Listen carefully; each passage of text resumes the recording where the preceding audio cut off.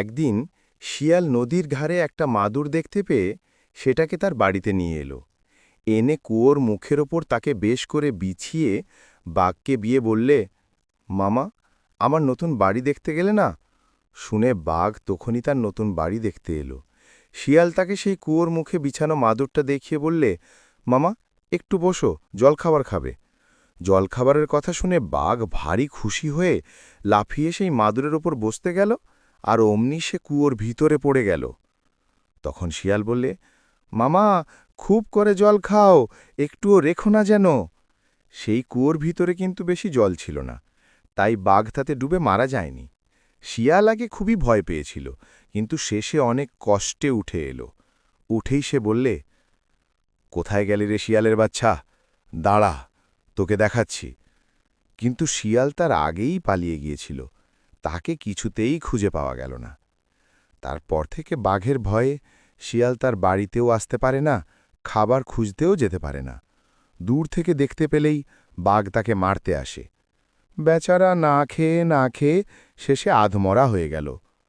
তখন সে ভাবলে, এমন হলে তো মরেই যাব, তার চেয়ে বাঘ মামার কাছে যাই না কেন, দেখি যদি তাকে খুশি করতে পারি। এই মনে করে সে বাঘের সাথে দেখা করতে গেল।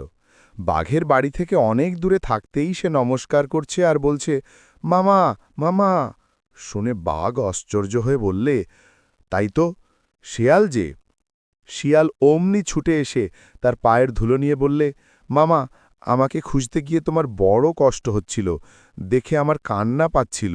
মামা, আমি তোমাকে বড্ড ভালোবাসি, তাই এসেছি। আর কষ্ট করে খুঁজতে হবে না, ঘরে বসেই আমাকে মারো। শিয়ালের কথায় বাঘ তো ভারী থতমত খেয়ে গেল। সে তাকে মারলে না, খালি ধমকিয়ে বললে, হতভালা পাজি, আমাকে কুয়োয় ফেলে দিয়েছিলি কেন? শিয়াল জিভ কেটে কানে হাত দিয়ে বললে, রাম রাম, তোমাকে আমি কুয়োয় ফেলতে পারি? সেখানকার মাটি বড্ড নরম ছিল, তার উপর তুমি লাফিয়ে পড়েছিলে, তাই গর্ত হয়ে গিয়েছিল। তোমার মতো বীর কি মামা আর কেউ আছে?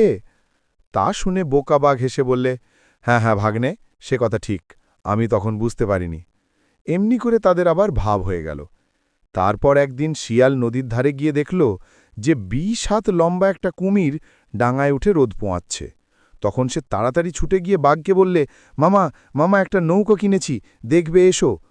বোকা বাঘ এসে সেই কুমিরটাকে সত্যি সত্যি নৌকো মনে করে লাফিয়ে তার ওপর উঠতে গেল, আর অমনি কুমির তাকে কামড়ে ধরে জলে গিয়ে নামল। তা দেখে শিয়াল নাচতে নাচতে বাড়ি চলে গেল।